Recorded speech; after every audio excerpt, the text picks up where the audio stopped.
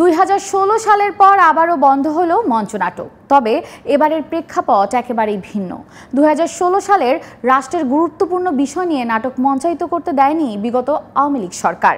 এবার নাট্যদলে আওয়ামী দোসরদের শাস্তির দাবিতে থেমে যায় মঞ্চায়িত নাটক। তবে এ ঘটনাকে কেন্দ্র করে বেশ উত্তপ্ত হয়ে উঠেছে শিল্পাঙ্গন। বিস্তারিত জানবো এবারের সেগমেন্টে।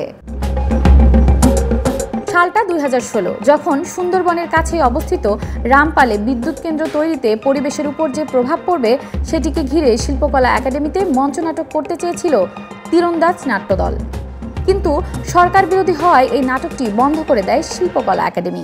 রামপালে বিদ্যুৎ কেন্দ্র নির্মাণ নিয়ে আমরা রাজপথে অনেক কাজ করেছি। আমরা থিয়েট্রিক্যালি একটা পারফরমেন্স করতে চাচ্ছিলাম। শিল্পকলা একাডেমির সচিব উনি আমাকে ফোন করলেন যে এরকম আপনাদের যদি ওই সুন্দরবন প্রশ্নে বাকবিতণ্ডা প্রোগ্রামটা যদি করেন তাহলে এই হল বরাদ্দটা বাতিল করতে হবে।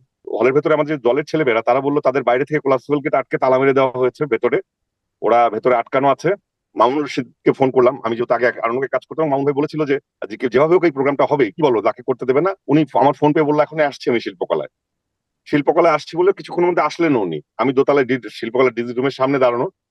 মামুন ভাই উঠলেন, এর মধ্যে কি যে হয়ে গেছে জানি না। মামুন ভাইয়ের সাথে মিনিট 10 আগে আমার কথা হলো, উনি যেভাবেই হোক এই প্রোগ্রামটা করার ব্যবস্থা করবেন, লাকি ভাইয়ের সাথে কথা বলবেন।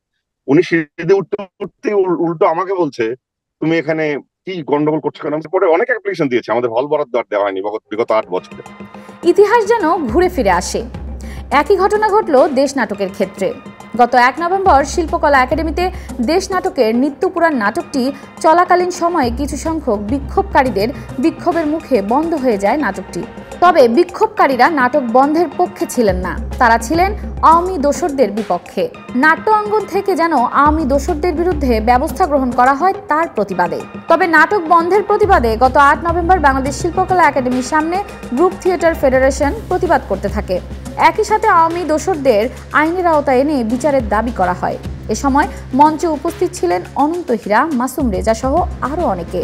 যে শোটি সেদিন 127তম শো ছিল, সেটি হয়ে দাঁড়িয়েছিল 126.5। আমরা অর্ধেক করেছিলাম। আমরা এই মঞ্চেই যত দ্রুত সম্ভব 27.5 প্রদর্শনী করতে চাই। এ সময় বিগত সরকারের ঘনিষ্ঠজন হিসেবে পরিচিত নাট্য ব্যক্তিত্ব মামুনুর রশিদ মঞ্চে বক্তব্য রাখার সময় কিছু সংখ্যক উত্তেজিত জনতা হঠাৎ করেই সমাবেশের ডিম ছুঁড়ে মারে।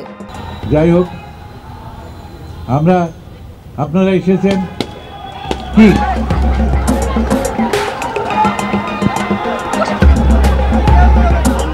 এরপর সাধারণ মানুষদের সাথে নাট্যাঙ্গনের মানুষদের দফায় দফায় ধাওয়া পাল্টা ধাওয়ার ঘটনা ঘটে। তার মানে তারা কি প্রমাণ করলো? তারা কি প্রমাণ করতে চাইছে?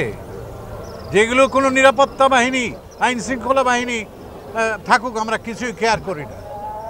আমি এই মুহূর্তে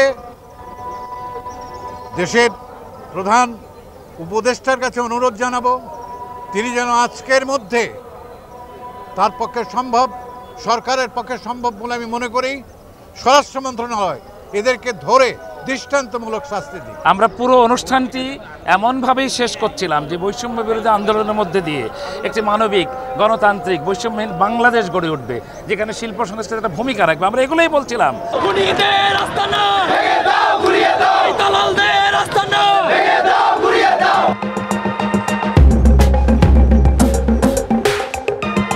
এই ঘটনার প্রতিবাদে 9 নভেম্বর শিল্পকলা একাডেমির সেমিনার হলে এক জরুরি সংবাদ সম্মেলন করেন।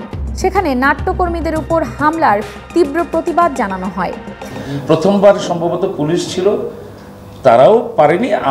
আমাদের লোকজন তো দৌড়ে গিয়েছে প্রচুর, যে এরা কারা, তাদের পেছনে ধাওয়া করেছে। একই সাথে বেশ কিছু নাট্যকর্মীরা আওয়ামী সরকারের আমলে সরকারের এজেন্ডা বাস্তবায়নে অংশগ্রহণ করাকে নিয়ে সাংবাদিকদের প্রশ্নের জবাবে দুঃখ প্রকাশ করেন। আমরা বলতে চাচ্ছি যে আমরা কোনো অন্যায় যদি করে থাকি, অবশ্যই আমরা ক্ষমা প্রার্থী, জাতির কাছে ক্ষমা প্রার্থী। এবং সাধারণ জনতা যেন আইন হাতে তুলে না নেয়, সেই সাথে বর্তমান সরকার যেন তাদের আইনের আওতায় এনে বিচারের ব্যবস্থা করেন, এমনটাই আশা ব্যক্ত করেছেন গ্রুপ থিয়েটার ফেডারেশনের পক্ষ থেকে। যে যদি আমাদের মধ্যে থেকে কোনো সাংস্কৃতিক কর্মী, কোনো নাট্যকর্মী এই রাষ্ট্রের কোনো ক্ষতি করে থাকে, কোনো ব্যক্তির উপর কোনো ঝাঁপিয়ে পড়ে থাকে, কোনো ক্ষতি থেকে তার বিচার হওয়া উচিত, সুস্পষ্ট বিচার হওয়া উচিত। এদিকে এই সংবাদ সম্মেলন চলাকালীন সময় শিল্পকলা একাডেমির বাইরে সাধারণ জনতা শান্তিপূর্ণভাবে প্ল্যাকার্ড হাতে বিক্ষোভ করতে থাকে।